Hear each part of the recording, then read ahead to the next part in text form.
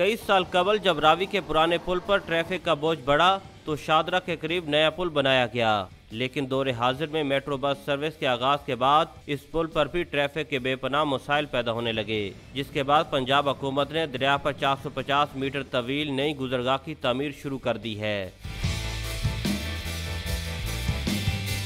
शादरा पे रावी पे जो पुल बन रहा है ना, ठीक है, वो पंजाब और गवर्नमेंट का बहुत अच्छी काविश है, वज़ीर आला शहबाज शरीफ साहब की, ठीक है। इससे ट्रैफिक में भी कमी होगी। मैट्रो भी उतो ही लंघदी है ते रक्शा बसां भी उतो ही लंघदे और इस अलावा पुल ही कोई नहीं है। रावी दे पुल ते वेखो कितनी ट्रैफिक जाम है। मंसूबे के तहत 2 लेन्स पर मुश्तमिल पुल 10 माह में मुकम्मल होगा और इस पर 58 करोड़ रुपए लागत आएगी, जबकि इब्तदाई तौर पर लाहौर से शादरा जाने वाली गाड़ियाँ ये रास्ता इस्तेमाल करेंगी।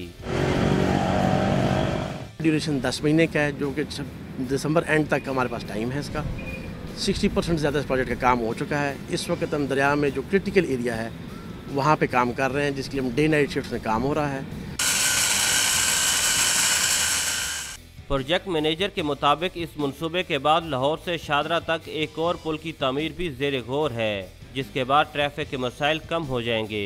कैमरामैन अदनान इकबाल के साथ आरिफ मलिक, डॉन न्यूज़, लाहौर।